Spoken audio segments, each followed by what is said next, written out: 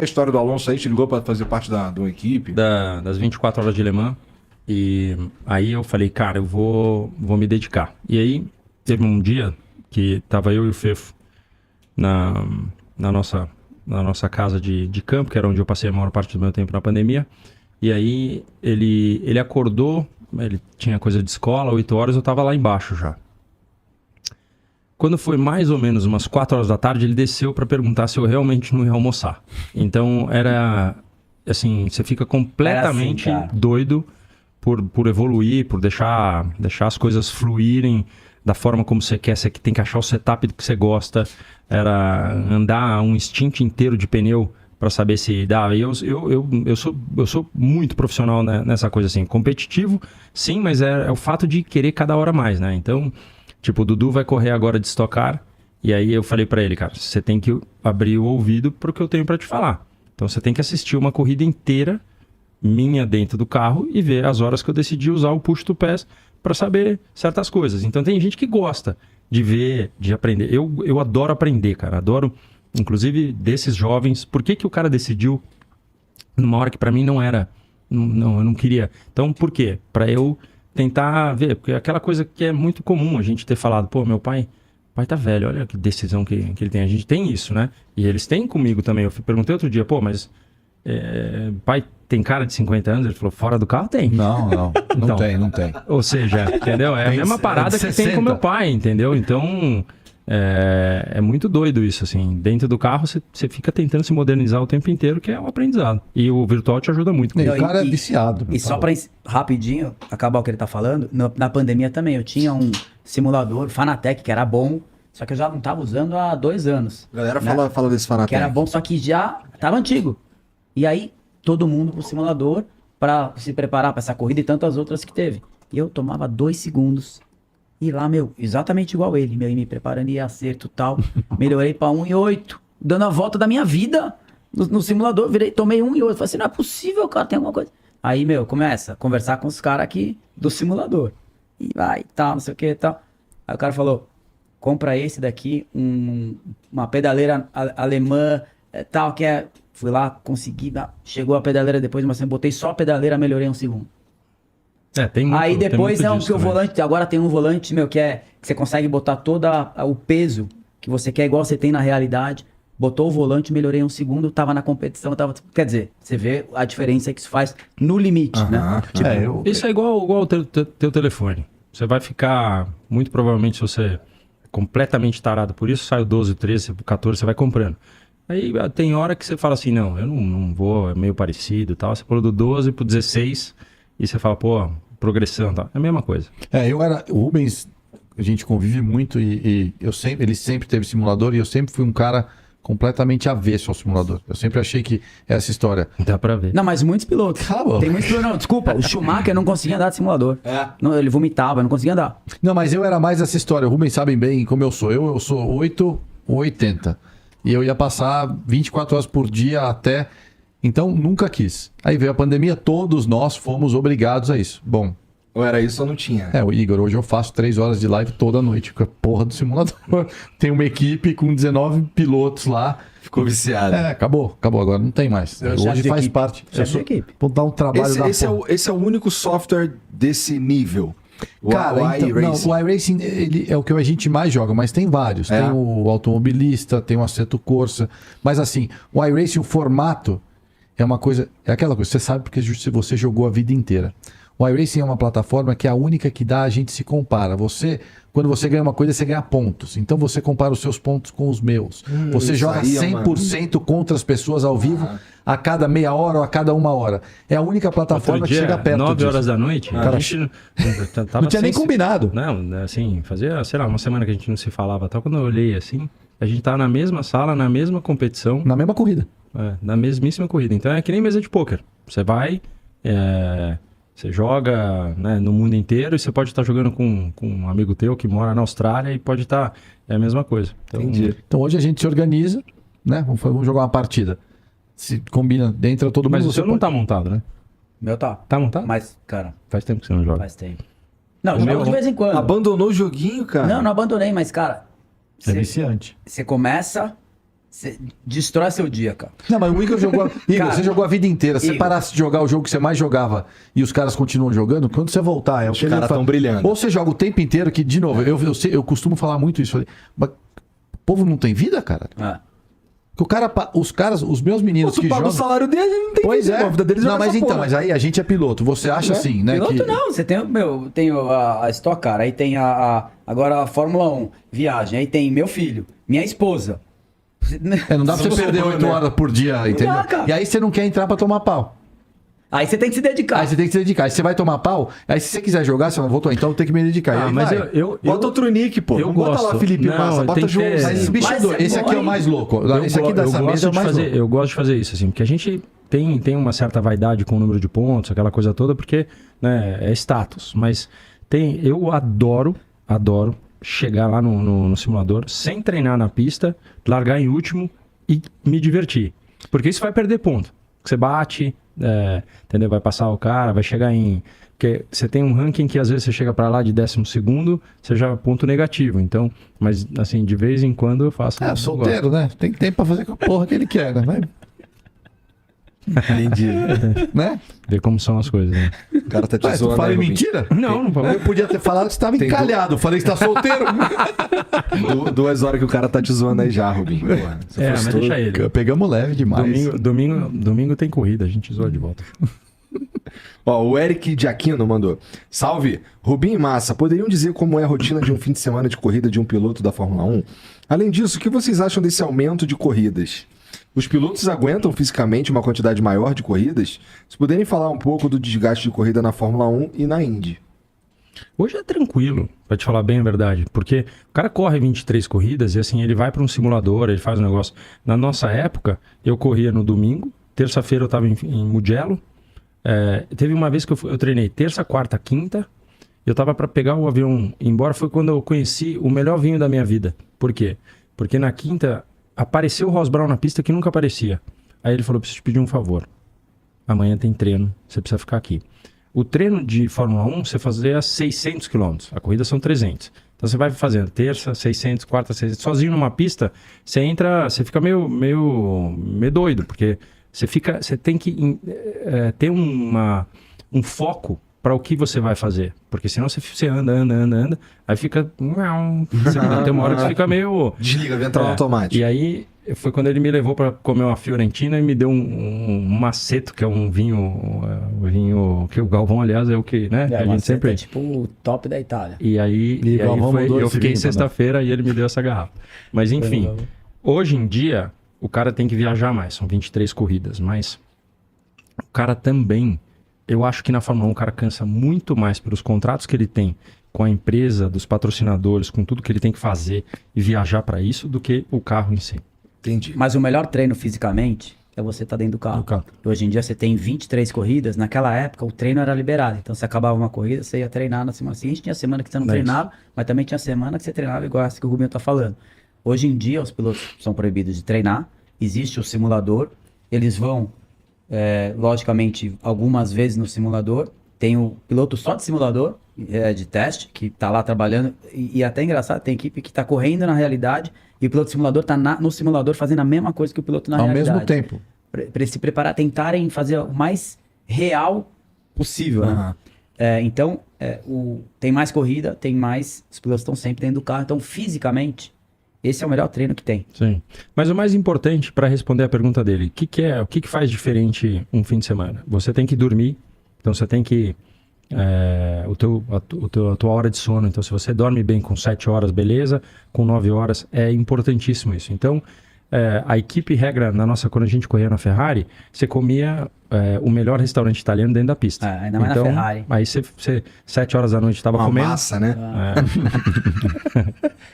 É que eu não sei se a gente tem tempo, mas tem uma história que eu conto rapidinho. Mas Cara, o tempo, na verdade, é de vocês. Assim, Você que falou que a gente ia dormir aqui, agora você quer contar a história rapidinho. Cara, a gente vai lembrando de história. Então, Vai conta, começando pô. a falar e vai lembrando, cara. Já tô bêbado mesmo? cara Foda-se, traz cara mais vinho. bebe. Tem vinho. Cara, é que pra mim é uma história, tipo, cara, história de vida, né?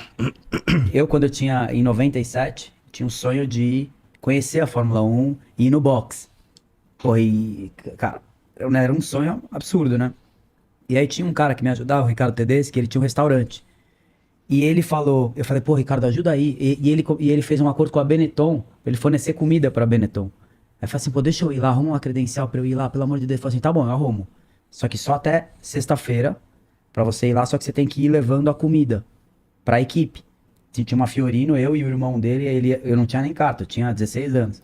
O irmão dele guiando, a gente ia junto, a gente descarregava a Fiorino inteira e levava lá e comia, entrava com caixa de comida, banana, macarrão, tudo pra equipe. E aí eu conheci o chefe, o cozinheiro da Benetton, Rubinho também, chamava, né, na época, Felite. E conheci o cara, fiquei amigo do Felite e tal. E, pô, ele cozinhava, fez parte da carreira do Rubinho na Ferrari um tempão e minha também. Ele cozinhava, cara, um negócio absurdo. Conheceu ele nesse dia? Conheci ele nesse dia. E aí eu fui até sexta-feira, fiquei amigo, comi, conhecia o carro, conhecia a equipe e tal. E eu falei pro Felite, não, então eu corro, meu sonho é quem sabe um dia tá na Fórmula 1, tal, pô, eu corro de Fórmula Chevrolet, tô começando. Aí ele, legal, beleza, tal, legal, tal. Aí passou, isso era 97, aí eu entrei na Fórmula 1 em 2000 meu primeiro treino de Fórmula 1 foi final de 2001, na Sauber. E aí eu cheguei lá, tava treinando, o Schumacher tava treinando de Ferrari em Mugello, e eu fui andar na Sauber, cheguei lá, o cozinheiro da Ferrari era o Felite. Eu cheguei lá nele, falei assim, você lembra de mim? Ele falou assim, não, peraí. Eu falei assim, você lembra aquele cara que te ajudou, levando a comida na corrida de 97 e tal? Ele falou assim, lembro, é você? Eu falei, sou eu. Cara, fiquei amigo do cara, e aí eu fui pra Ferrari. Mas o seu cabelo...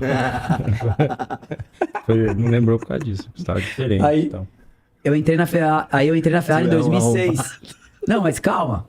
Eu entrei na Ferrari em 2006, ele era o cozinheiro da Ferrari, toda a minha carreira na Ferrari ele era o cozinheiro. Caralho, que loucura, Olha a né? história. A vida é maluca mesmo. Mas é demais, essa história dele é demais, porque a gente tem que levar pra emoção mesmo, tudo, né? Eu tenho falado muito disso ultimamente, porque tudo é dentro do carro, a gente tem pouca emoção. Se você levar pro lado da emoção, você acaba fazendo besteira, você tem que ser muito mais racional. Mas ter meu filho comigo correndo é uma coisa muito doida. Então eu falei assim, eu prometo chorar tudo que eu tenho pra chorar fora. Quando entra, você vai esquecer, né? Você vai lembrar quando você vê, você pergunta, tudo bem, você tem o cuidado. Mas isso que ele fala, as pessoas não têm a noção do que... Porque assim, muita gente liga e fala assim, pô, me arruma um passe da Fórmula 1. Sempre foi difícil e continua sendo. E naquela época, para entrar, ele teve que fazer o esforço de certas situações. E assim, a gente... legal, eu também faria. Sim, faria, mas ele se colocou no lugar certo para poder ver. E ele não tá falando de uma pessoa, de um dono de equipe, de uma coisa. Ele tá falando de um cara... Uma experiência de vida, né, cara? Que deu essa emoção. Isso que é muito legal. Você Então, cria amizade, é impressionante. Tipo, é uma experiência de vida, né, cara? Ele Tudo deve aquilo ter que pensado, caralho, que filha da puta daquele moleque falou que ia tá aqui mesmo. Não, mas Igor, isso é uma outra coisa que é super legal, porque assim, o automobilismo, quem trabalha no automobilismo é porque ama mesmo, porque realmente é um esporte muito legal, aí você olha o status, o pessoal acha que é tudo mil maravilhas e tal. Mas muitas vezes, por exemplo, você tem lá um cara que era mecânico, virou hoje o chefe da equipe ou o dono da equipe. Então você nunca sabe, você faz algumas amizades que você fala... Entendeu? Então, assim, é super importante. Esse tipo de coisa, eu acho que... Por que sempre perguntam, por que os brasileiros sempre se dão tão bem? Eu, na minha opinião, isso eu não estou querendo puxar a sardinha para o nosso lado, mas a gente se ferra demais, cara. É muito mais fácil a vida para os europeus. Você imaginar Sem que dúvida, você pega pô. lá o Fefo hoje... Só o fato de você sair daqui pra Europa, né? Você sai daqui para a Europa, para os Estados Unidos, que os costumes são diferentes, as pessoas são diferentes, você está num lugar que você está desconfortável. Isso faz diferença. Não estou dizendo que você precisa sofrer para ser um bom piloto. O Tony dormiu na garagem. Na oficina, 3 anos, num colchão no chão. Qual que era o cara. carrinho? E aí o Carrinho Felipe, do do Marcello. Alfa Boxer. O carrinho branco. Eu tinha um, como é que chamava? Não era 580, não era um 580. Como é que era? Falei, era o... Mini Cooper, não. Não, cara, esqueci.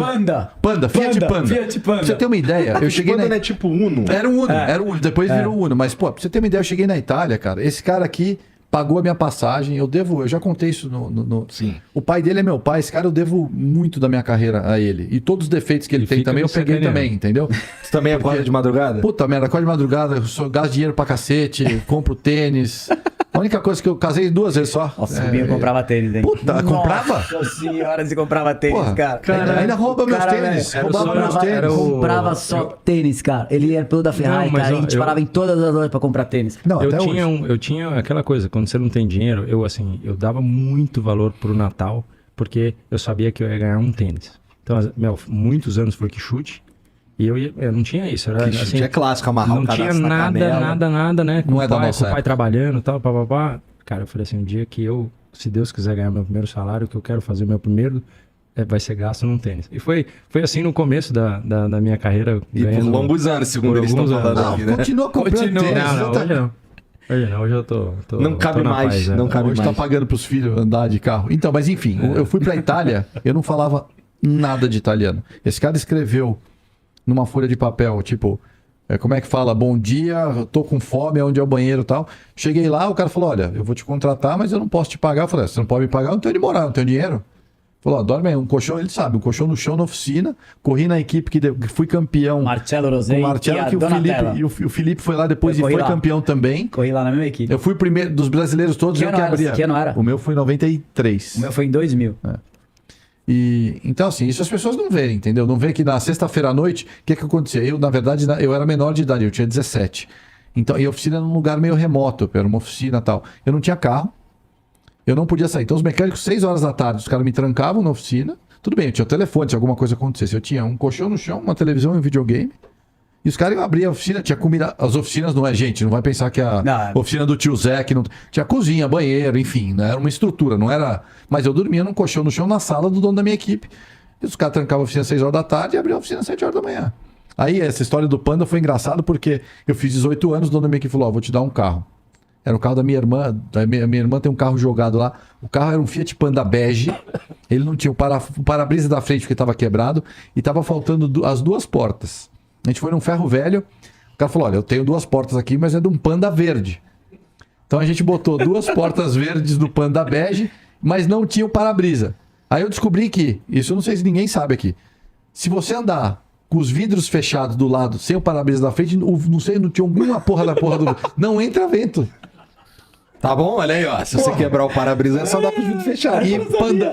eu também essa não, história velho. eu Eu descobri. Aí o Pandão, aí beleza. Aí passou 3 meses, achamos a porra do para-brisa. Aí, Igor, primeira corrida, o dono da minha equipe, que ele não tinha um puto. Eu morava na oficina, não tinha um puto. Eu ganhei a corrida, o dono da minha equipe foi lá e me deu, sei lá, na época era 10 mil liras, $1.000. Eu levei a porra do Panda numa loja de som, botei um Pioneer de gaveta, velho, que custava mais que a porra do carro. Mas eu me achava o pica, velho. O Panda Bege com as portas verdes era o pica de Monza. Eu morava em Monza. Que imbecil. E ó, parava o Pandão, arrancava o toca-fita, saia com ele da mão. Você lembra aquela época? Agora só história. É, cara. pai A gente de vai gaveta. lembrando, né, pessoal? Depois vai falar que eu comprava o tênis. O cara era viciado no som. Enquanto isso, o tiozinho na Jordan andando com o Escort XR3 do Jack Stewart, morando na Inglaterra, escutando Tina Turner, vivendo a vida. Filha da mãe do caramba. Ó, não, esse aqui acho que eu já li, que é do Eric Giacchino. O Kodag mandou aqui, ó. Salve Rubinho, Tony e Felipe. Queria perguntar qual o perfume favorito de vocês. Só isso mesmo. Eu uso o da Abercrombie. Eu também. É? Mas tá fedido, viu, velho? Eu não tenho usado muito. Mano, você quer me cheirar? Não, Eu tomei banho antes de vir vamos fazer ali, a ó, barba. ele cheira. Quer, Não, quer, eu não. Não, tá louco, velho. Botar o cara no programa aqui. Ué, dá um dono do programa pra ver quem Quem tá é mais você, cheiroso. Felipe? Cara, esqueci o nome. É o que tem o troféuzinho, cara. Que porra é essa que tem o troféuzinho? Até, Aí, até gente, o pra perfume você do que cara não tem sabe qual é do troféu. Eu vou troféuzinho, lembrar você o nome. escreve pra gente Vou qual que é o do troféuzinho, tá? Obrigado. Vamos dar um O Google. perfume é o 130.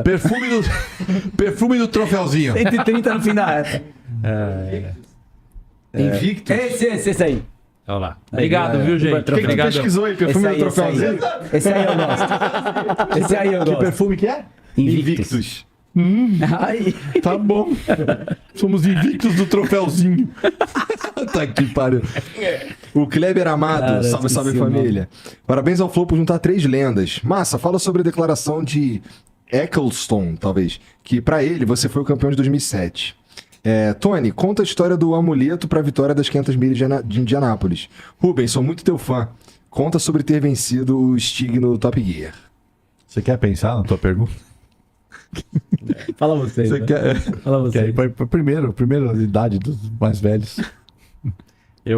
Essa coisa do Stig é um programa que chama Top Gear, que nos Estados Unidos e na Inglaterra, esse é um programa da Inglaterra que tem um piloto de capacete que você não sabe quem é, né? Hoje até falam que era Ben Collins, que era um piloto de Fórmula 3 e tal.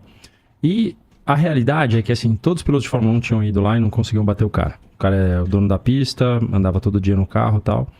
E você andava numa... Como é que chamava o carrinho? Eu sei que a Williams virou pra mim e falou assim, cara, você foi convidado pra ir no Top Gear. E eu falei, não quero, não sei nem qual o programa. Aí o cara falou, não, você não tem noção, o programa é o mais pica que tem na Inglaterra, você vai precisar ir, tá? Eu falei, arruma um helicóptero, é longe pra cacete, eu não quero ir. Eu juro que eu tinha chegado pra correr em Silverstone, cara, eu não queria ficar pensando em outra parada e tal. E aí o que aconteceu? Eles arrumaram um helicóptero, eu fui... Fizeram todo o esforço pra tu ir.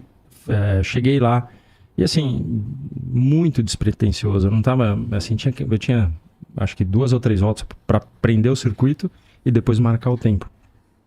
E aí eu saí... E era um carrinho, era então, tipo uma... eu esqueci o nome agora do carro, mas assim, um carro muito pouca potência. Tipo uma perua Escort, assim, não era um negócio assim? Mudando marcha do outro lado e tal. Mas eu mandei-lhe o sarrafo naquele negócio, mandei pesado mesmo, que eu falei... Na força do ódio, não queria nem estar aqui. Não queria nem estar aqui, exatamente. E quando eu acabei a volta, eu lembro do Stig levantando a viseira assim, falando pra mim assim, I used to like you. Eu costumava gostar de você. Eu falei, nossa, acho que eu fui bem. E aí, depois você vai pro programa, pra plateia... Eles tal. não te contam? Não. E aí eu vi que a história tava meio diferente e tal. Então eu fui o primeiro cara da história a bater o Stig. Então na Inglaterra eu fui muito conhecido. Inclusive eu fiz uma camiseta, I beat the Stig. E eu fiz uma pro Button, que ele tinha ido lá, que ele não tinha feito tempo. I didn't beat the Stig. Então eu sacaneava até com isso na Fórmula 1. E essa coisa foi da Inglaterra. Cara,